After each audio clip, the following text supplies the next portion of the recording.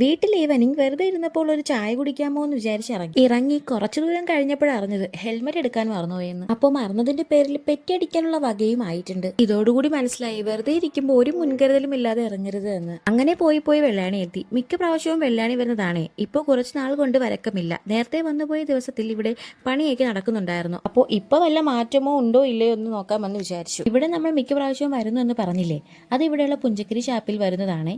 നല്ല കിഡിലും ഫുഡും കള്ളും ഒക്കെ ഉണ്ട്.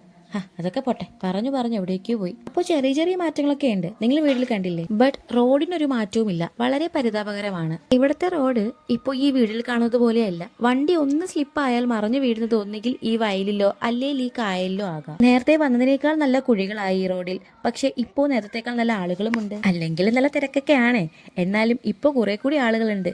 ഓണമൊക്കെ അല്ലേ, ഫോട്ടോഷൂട്ടിനൊക്കെ വന്നതാവും. ഈ കുഴികളെല്ലാം കടന്നു വേണം അപ്പുറം എത്താൻ. ആ എത്തുന്ന ടൈം വരെ നല്ല ഭംഗിയുള്ള കാഴ്ചകളുമുണ്ട്. ഇതിന്റെ കൂട്ടത്തിൽ കൂടെ ഒരു വണ്ടർലയിൽ കയറിയ ഫീലിംഗ് കൂടി കിട്ടും. ഞാൻ പറഞ്ഞതിന്റെ പൊരുൾ നിങ്ങൾക്ക് മനസ്സിലായില്ലേ? എന്തായാലും വന്നു കഴിഞ്ഞാൽ മിസ്സൊന്നും ആവില്ല കേട്ടോ. കാരണം ഫാമിലി ആയിട്ടും ഫ്രണ്ട്സ് ആയിട്ടൊക്കെ വന്ന് അത്യാവശ്യം ഒന്ന് സൺസെറ്റ് ഒക്കെ കണ്ടിട്ട് മടങ്ങിപ്പോകാൻ പറ്റിയൊരു സ്ഥലമാണ്. മെയിനായിട്ട് ഇവിടെ ആളുകൾ കൂടുതലായി വരുന്നത് ഫോട്ടോഷൂട്ടിനാണ്.